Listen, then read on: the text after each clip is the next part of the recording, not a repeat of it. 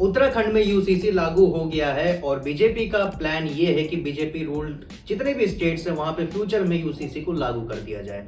लेकिन यहाँ पे सबसे बड़ा सवाल निकल के ये आ रहा है कि इससे लोगों की डेली लाइफ के ऊपर अल्टीमेटली क्या इंपैक्ट पड़ेगा। तो देखिए, जो सबसे पहला मेजर इंपैक्ट है वो ये है कि लिव इन रिलेशनशिप को एक लीगल स्टेटस दे दिया गया है। तो इसमें अगर कोई कपल डिसाइड करते हैं लिव इन में आने के लिए तो सबसे पहली चीज तो उन्हें मैंडेटरी रजिस्ट्रेशन करवाना होगा। और अगर इस लिव इन रिलेशनशिप से अगर कोई बच्चा हो जाता है तो उसको नाजायज नहीं समझा जाएगा, बल्कि उसको यहाँ पे एक लेजिटिमेट स्टेटस दे दिया गया है। इसके अलावा चाइल्ड मैरिज, पॉलीगैमी, ट्रिपल तलाक, इन सबको बैन कर दिया गया है। और जो मुस्लिम लॉ में निकाह, हलाला, इद्दत, ये सब चीजें देखने मिलती थी, ऐसी प्रैक्टिसेस, उनको भी बैन कर दिया गया है। इसके बाद चाहे बेटा हो या बेटी हो, दोनों को बराबर की इनहेरिटेंस राइट्स दी गई हैं। और इसके बाद अगर मैरिड कपल्स को एक दूसरे से डिवोर्स लेना है तो सारे रिलीजन में उनके लिए कॉमन ग्राउंड कर दिए गए हैं। और इसके बाद जो बड़ा चेंज निकल के आया है वो मैरिज के एज से रिलेटेड निकल के आया है। तो अगर लड़का है तो मिनिमम 21 ईयर्स एज होनी चाहिए, अगर लड़की है तो मिनिमम 18 ईयर्स एज होनी चाहिए।